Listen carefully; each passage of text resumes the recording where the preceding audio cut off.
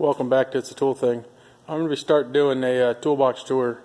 I'm going to do it in a little different manner than most toolbox tours I've watched, and I do like watching toolbox tours, but I'm going to be doing them in segments, probably like one drawer at a time.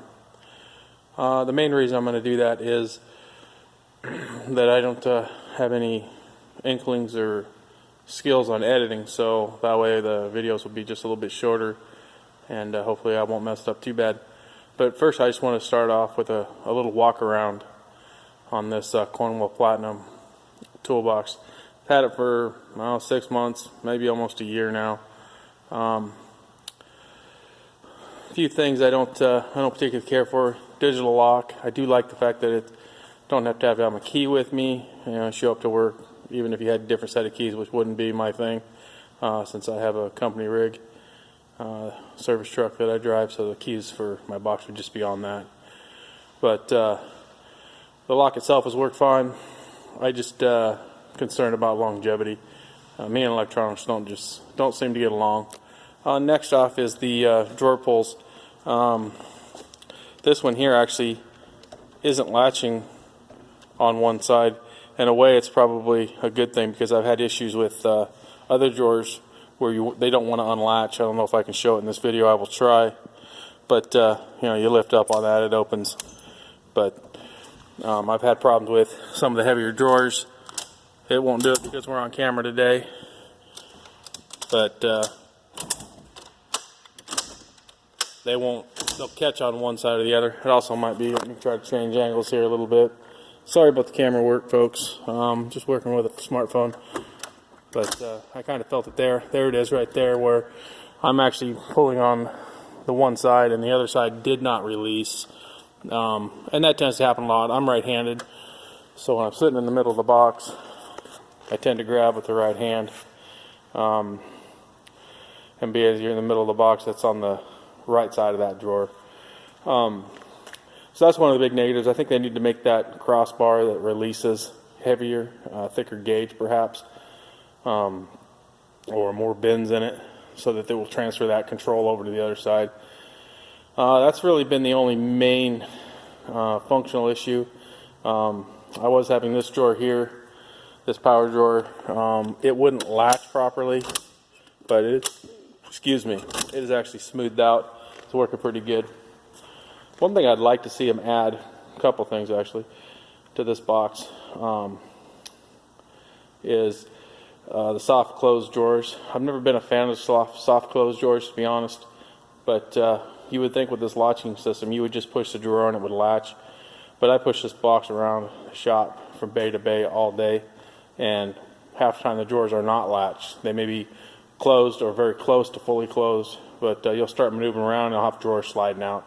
So I try to remember to push them all, make sure they're fully seated and latched. But I think the soft close would resolve that issue, because I push them, they get usually really close or closed.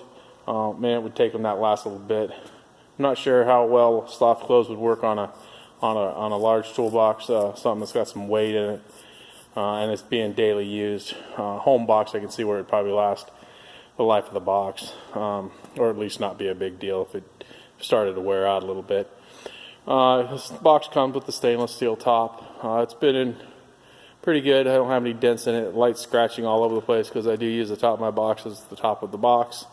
On the side here, I've got a couple of magnets.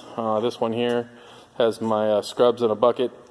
And then I've got this little blue point. I've actually got a set of these, 3 I think, of these little holders. They're magnetic also. Just keep my petroleum jelly, personal lubes they call it in parts when you go to get it. And some brake grease in there we use on some applications. And then I've got a cord reel here hanging from the handle, which actually works really well. Something one of the other guys started doing years ago, and I realized it would work on my other box, and then of course it works on this box.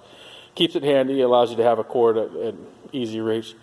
And then on the other side here I have this another magnet, which I usually keep my diagnostic connector in a bucket just like that one hanging here. So it's just not on the top of the box, out of the way. I have a little paper organizer, double-sided sticky taped on, extra pair of safety glasses Safety glasses are a requirement around here. Getting used to it. They've really been pushing it, but it is a good thing to wear your safety glasses. But I tell you what, half time you can't see what you're doing. And then here I've kind of routed the cords, zip tied them up nice. I got a little can holder here. Let's keep a couple of cans. Not real common stuff. Actually, I use a glass cleaner a lot on the safety glasses these days. Trying to keep them, scratching them up so they'll last a little longer. And then I have this little cord system, which leads me to the next thing I think they really need to add to boxes, and more to carts, to be honest with you. A lot of these carts have power ports in them, and are you really going to wheel your cart into position and then string out a cord? Is exactly what I do with this box. It'd be nice if they made some kind of a power unit, not necessarily to run everything in the free world, but some kind of onboard power. I actually used to have a similar or somewhat of that kind of system on my old box. It didn't work the way I wanted it to. It would keep the power up while I was transporting it, but it beeped every 30 seconds or so, and I don't know how long you could run, maybe half hour or something. It was a battery backup system for a computer. It did what I needed it to do, but it'd be nice not have to be able to plug in all the time, which I don't necessarily have to now. My radio is battery powered, but if I need to charge a battery or a light, I gotta be plugged in. I have 2 headlights that I use, and just go back and forth, and they don't last half the day even, so I have to keep one. If I swap it out and have one that's old or bad, out of power, then I need to get it plugged in and charge them back up so it'll be prepared for its next run.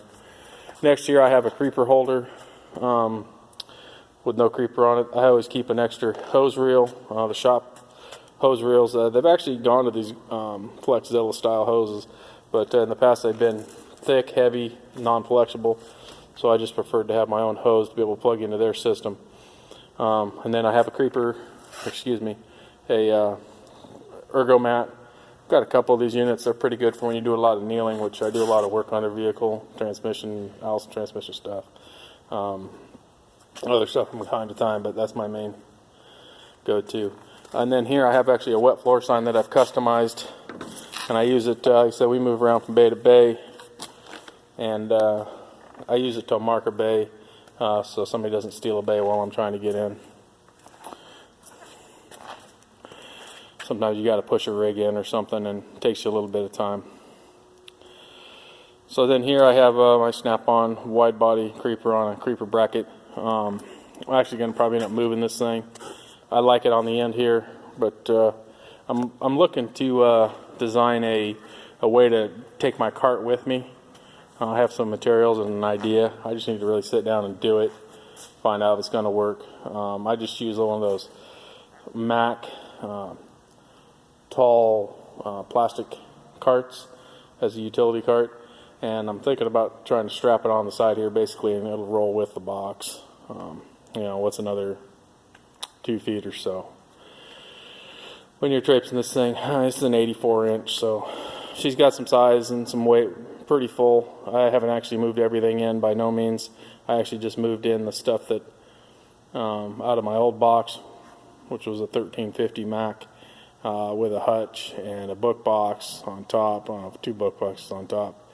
That was the main reason I actually switched. I purchased that hutch, and I like the hutch actually, but moving it around was just a beast. And I had tried a side locker before that. I was sad that I sold the side locker, but both of them, the side locker actually made it really hard to push around, but the hutch made it hard to push around in the fact you couldn't see where you were headed, and maneuvering is important. You obviously don't want to run into somebody else's toolbox or a customer's rig. Thank you for watching. Please like and subscribe. Like I said, I'll be doing some drawer configurations, setups here. I'm going to try to do a little bit different, like I said, 1 drawer at a time. Maybe talk a little bit more in depth about why I have what I have and how I've done what I've done. Thank you for watching. Please like and subscribe.